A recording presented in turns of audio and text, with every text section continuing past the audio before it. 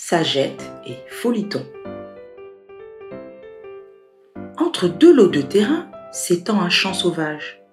Dans ce champ se trouve un arbre qui produit de très beaux fruits.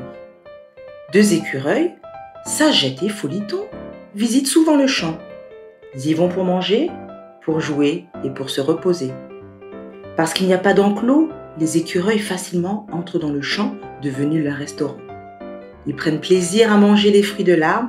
Chaque soir, ils rentrent chez eux rassasiés et heureux.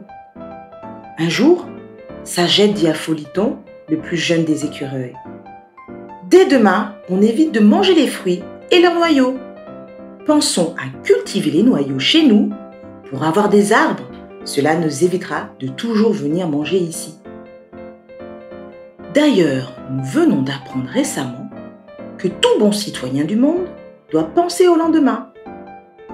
On a beaucoup insisté sur l'environnement en demandant à chacun de planter des arbres sur son terrain. Foliton répondit à son ami: « Évitons de nous fatiguer. Cet arbre est bien là et ne va jamais disparaître. Moi, je ne plante rien. Car, quelle que soit la saison, je viendrai toujours manger ici de très bons fruits. » Sagette lui répond à son tour: « Il se peut qu'un jour, nous n'ayons plus rien à manger, car ce champ sauvage ne nous appartient pas. La commune peut le fermer à n'importe quel moment. Soyons prudents, gardons les noyaux et plantons-les dans nos maisons. » Foliton, le plus petit écureuil, ne veut rien comprendre.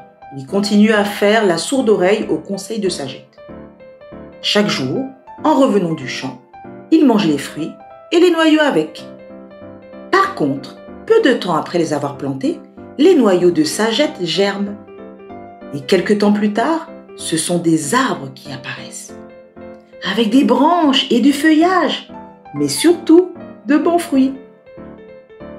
Sagette mange à sa faim et échange même le surplus avec les autres animaux voisins.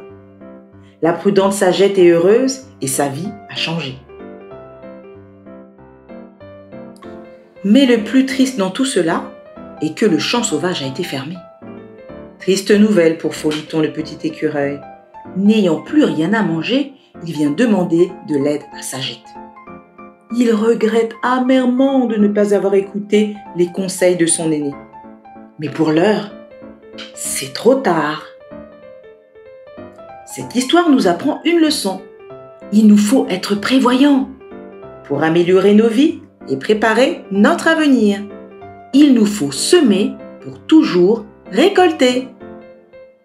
2 Corinthiens, chapitre 9, verset 6.